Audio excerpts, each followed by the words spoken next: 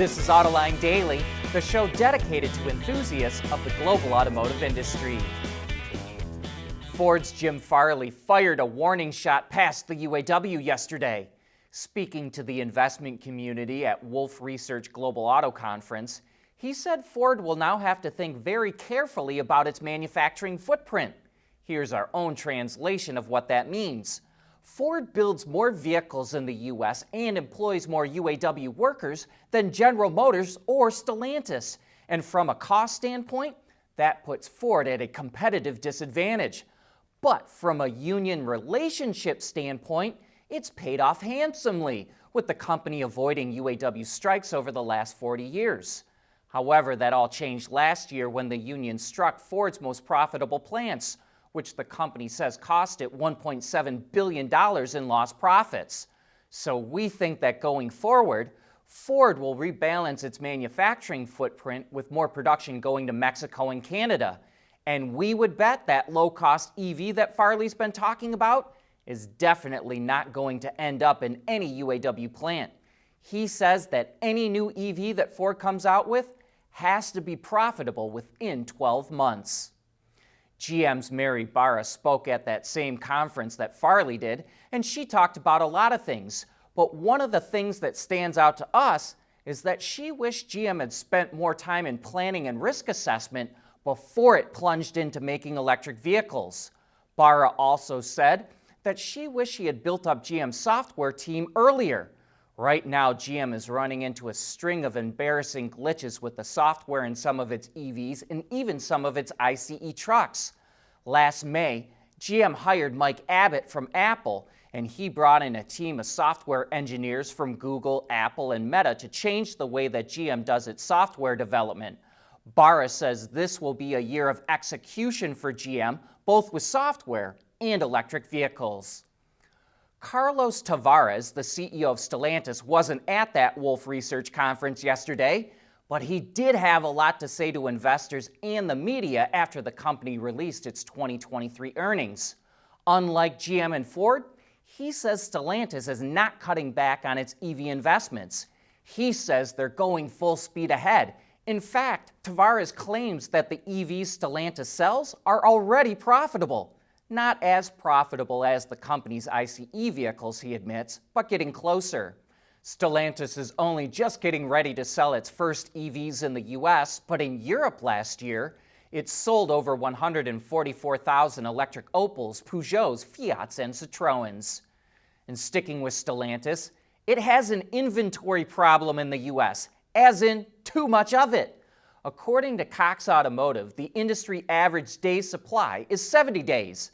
But Chrysler and Dodge have at least twice that, and Jeep and Ram are also well above the average. So to help fix it, Ward's Auto reports that Stellantis is aiming to reduce its inventory by 1/3 through incentives and repricing some of its high-volume models. And the automaker says dealers are on board with this goal. Stellantis has already started lowering prices of models to help boost sales, and it says it plans to do so for the models that make up the majority of Jeep's volume. Rivian teased its new R2 model that's going to be unveiled on March 7th. It will open up reservations, which is a fully refundable $100 deposit during the live stream reveal. Prior teaser images show that it will likely be a small SUV, and Rivian has said the model will cost between $40,000 and $50,000, about half of its current models. The R2 is also expected to qualify for the $7,500 federal tax credit, which means its starting price could be as low as $32,500. That's about all the details we have for now, but we will learn more about the R2 in just a few weeks.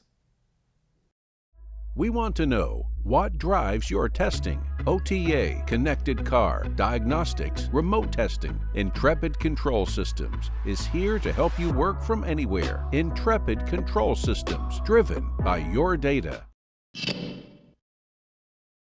Scout Motors broke ground on its brand new plant in the U.S., and we're learning more details about the company's plans. But it's probably still going to be 3 years before we see a production vehicle on the road. The plant in South Carolina is located near highways, shipping ports, as well as major cities, and will produce premium all-electric off-road trucks and SUVs for the VW-owned brand. At its peak, it will be able to make up to 200,000 vehicles a year. Actual production is targeted to start at the end of 2026, and retail sales will kick off soon after. South Korea changed up its policy for EV subsidies, and it helps out Hyundai and Kia. Part of the new requirements go after higher prices, lowering the cap by $2,000 to $41,000. But several companies, including Tesla, quickly slashed prices to still qualify for some of the incentives. But South Korea also slashed subsidies for EVs with low-performance batteries like LFP, which are used by Tesla and BYD. The maximum incentive is roughly $4,800, and in some cases, Hyundai and Kia EVs now have a cost advantage of several $1,000s. However, if this really has an impact on companies like Tesla and BYD, it would be naive to think that they couldn't just easily make the switch to a different battery type. Despite the slowdown in EV demand, it's still the fastest growing segment in the U.S. market. According to S&P Global, EV registrations were up 23% in December and accounted for 8.8% of the overall car market. But that growth didn't come from the top 3 EV brands in the U.S., Tesla, Ford, and Chevy. It came from other brands. Tesla registrations were up just 11% in December. Ford was up 13%, and Chevy was down 26% because it stopped making the Bolt. Meanwhile, Hyundai's EV registrations shot up 62%. Rivian was up 73%, and BMW increased its by 86%. Those 3 brands are now 4th, 5th, and 6th in EV registrations. Overall, last year, EV registrations in the U.S. were up 52% and accounted for 7.7% of the market. There's a ton of factors that determine your actual driving range, no matter what powertrain type your vehicle has. And EV makers continue to make improvements to their range calculators so that owners can more accurately game plan their charging. In addition to adding things like headwinds, crosswinds, humidity, ambient temperature, and tire pressure into its calculation, Tesla recently updated the system so it considers the age of the battery as well. The update also added a new feature that shows how much battery preconditioning time is needed before going to a charging station, which could be a response to all those owners in Chicago who thought their cars were broken when they tried charging in below freezing temperatures without preconditioning. Hydrogen fuel cell vehicles will never catch on until there's a hydrogen infrastructure to supply the fuel. But what if you didn't need a station on every corner? On Autoline After Hours yesterday, Larry Burns, the former head of R&D at General Motors, talked about a radical new way of delivering hydrogen that doesn't need much infrastructure. Scientists have been working on new classes of material. One class of material is called graphene, which is a very thin material with a huge surface area. And they're creating ways to put hydrogen into matrices of these materials, and the hydrogen doesn't chemically bond to the surface. It's held in place by these forces of how atoms interact with each other. They're called van der Waals forces. And it looks like we can get the same amount of hydrogen at 50 bar as we have at 700 bar. So that means a cartridge, like the cartridge I have under my sink to filter my water, becomes a viable way to give me hydrogen.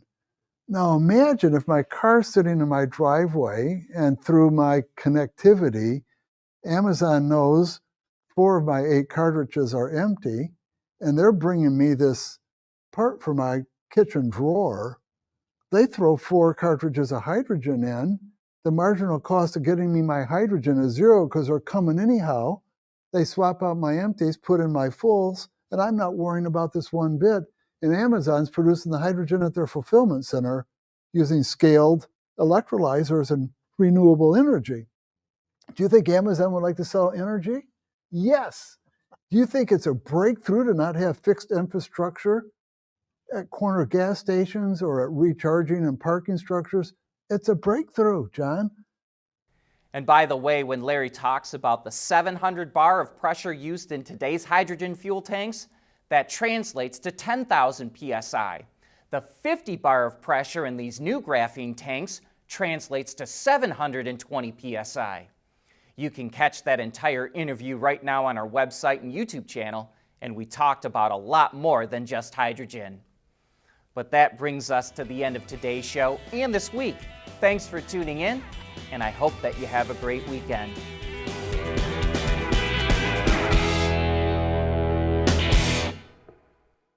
Autoline Daily is brought to you by Bridgestone, solutions for your journey, and by Intrepid Control Systems, over-the-air engineering. Boost your game.